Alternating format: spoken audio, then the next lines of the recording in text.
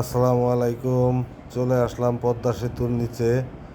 আজকে আমরা পদ্মা সেতু পরিদর্শন করব এবং পদ্মা সেতু দেখব, আপনাদেরকেও দেখাবো। চলুন যাই, দেখা যাক পদ্মা সেতু।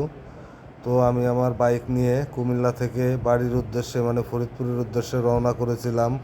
প্রতিমধ্যে আমাকে পদ্মা সেতু পার হতে হবে বলে পদ্মা সেতুর নিচে যেয়ে পদ্মা সেতুর কিছুটা ভিডিও করলাম। এবং পদ্মা সেতু উত্তর থানায় আমার এক বন্ধু নজরুল থাকে।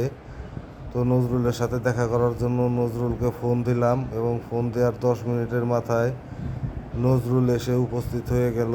নজরুলের সাথে সৌজন্য সাক্ষাৎ করতেছিলাম, কথা বলতেছিলাম। নজরুল পদ্মা সেতু উত্তর থানায় একজন পুলিশ সদস্য। আমি তার সাথে কিছুক্ষণ গল্প করলাম, করার পরে নাস্তা টাস্তা করে আবার তার ওখান থেকে বেরিয়ে পড়লাম।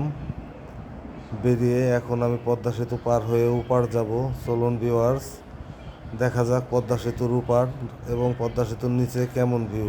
কিছুক্ষণ আগে যেটা দেখেছেন এটা হচ্ছে পদ্মা সেতুর মাওয়া প্রান্ত। এখন চলে আসলাম পদ্মা সেতু জাজিরা প্রান্ত। জাজিরা প্রান্তে পিছনে যেটা দেখছেন এটা টোল প্লাজা।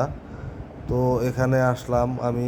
আসার পরে এগুলোর ভিডিও নিলাম, তারপরে চলে যাব এখন পদ্মা সেতুর নিচে। চলুন দেখা যাক পদ্মা সেতুর নিচের ভিউটা কেমন, সেটা আমরা দেখে আসি। এই দেখুন পদ্মা সেতুর নিচের ভিউ, সেই একটা ভিউ। অনেক কষ্ট করে এই পাশ দিয়ে রাস্তা দিয়ে পদ্মা সেতুর নিচের ভিউ দেখার জন্য চলে আসলাম। দেখুন অসম্ভব সুন্দর একটা পদ্মা সেতুর ভিউ দেখা যাচ্ছে। আমি যাচ্ছি পদ্মা সেতুর দিকে, আগায় যাচ্ছি। পদ্মা নদীর আশেপাশে চলে যাব এবং ওখানে যে আরও কিছু ভিডিও করব। চলে আসলাম পদ্মা সেতুর নিচে। জায়গাটা অসাধারণ লাগছে, অসাম অসাম।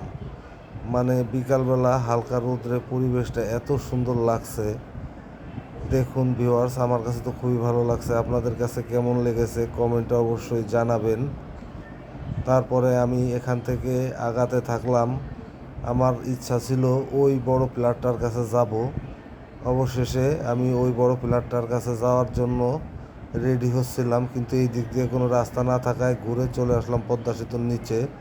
দেখুন ভিউয়ার্স, পদ্মা সেতুর নিচে আমি এবং বাইক নিয়ে পদ্মা সেতুর নিচ দিয়ে আমি ঘুরতেছি।